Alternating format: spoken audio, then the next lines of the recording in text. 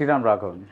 Sriram, oh, I love Sriram. He is one of the most purest people ever. Like he just loves film so much, and he has this again mumbling, jumbling, very adorable quality to him, which he carries on set. Like again, when I heard the narration of Badlapur, I didn't understand it.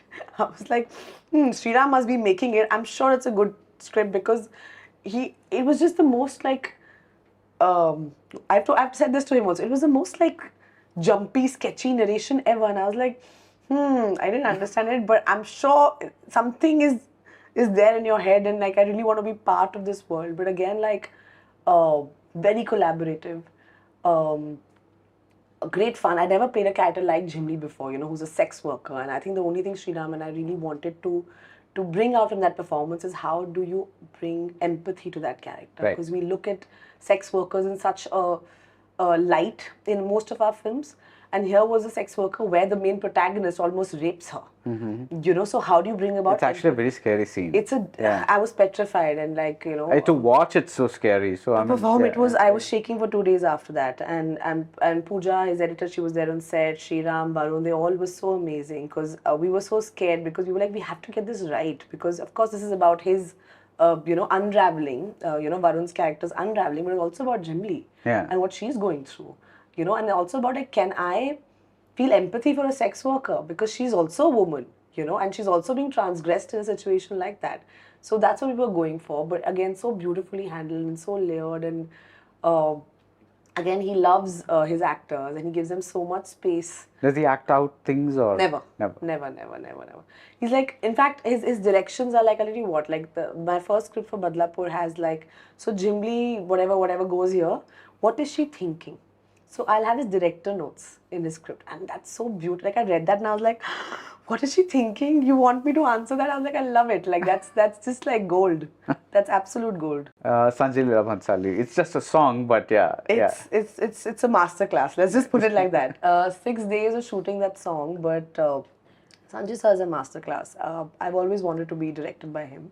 And I remember telling him also, saying, sir, I'm doing a song with you. I'm not doing a scene with you because I'm an actor. And, maybe songs are not my strongest forte, but I would love to do a film with you. He's like, of course we will at some point. But he really, the way he understands women and the way he sort of, he showcases them, there's something so beautiful, magical, old school, reverent almost about it. As a woman, as an actor, you always want to, once in your career, you want to be in a Sanjay Leela Bhansali frame because, that will be immortal. That will live forever. And the way he understands performance. I remember when we were prepping for the song, and we had sort of rehearsed this one whole piece, which is actually a lot more dancing than what we eventually end up doing. He told me, Huma, take the dancing out. I just want you to dance with your face. And of course, he described this whole thing about like, कि इसका अगर दिल टूटा है तो कैसे टूटा है? Has it broken like this?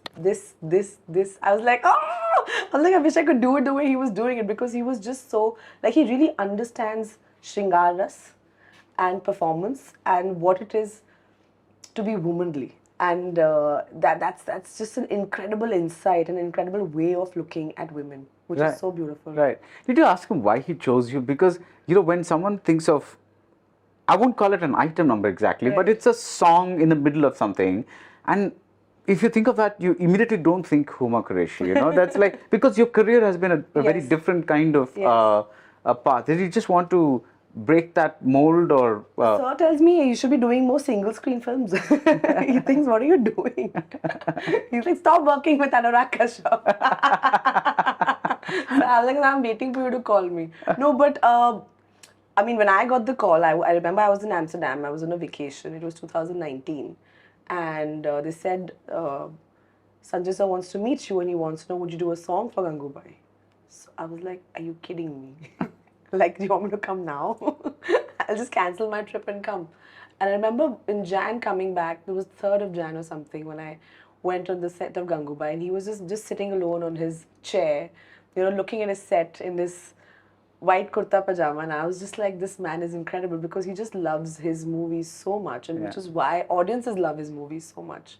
And I'm in love with him. He's just such an incredible human being. So yeah, I never asked him actually why me, because he was just like, when I thought of somebody doing this old school kind of a performance, Like a mujra-ish kind of thing. I could only see Kavali actually. Yeah, Kavali. Kavali. Yeah, He's like, yeah. I could only see your face. Like, and nobody has, that kind of face today. So I said, so that's a really incredible compliment.